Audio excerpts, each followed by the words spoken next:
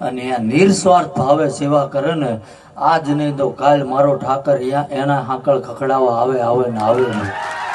આ વચન આપીને જઉં છું. દેખાડો કરવા નહીં, કોક એવા જોન મર દોડે ને એવું નહીં.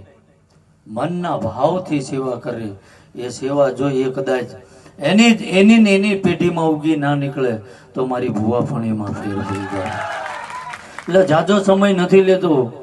અને શું કારણ છે એ જાહેરમાં કેવું ને, પણ બધાને ખબર હતી એમની હતી કે હવાય એવું નહોતું, પણ એક જુબાન હાચવવા માટે આવવું પડ્યું છે.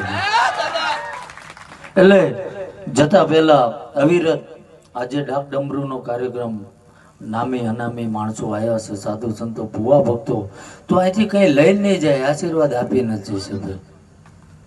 અને એ આશીર્વાદ જો એની માળા હશે, એની ભજન હશે, કંઈક કોકનું સેવા કરેલું હશે, અને આ મેઘલી રાતે કદાચ ભૂલી જશે ને તો એ મારો ઠાકર પાર પાડી દેશે.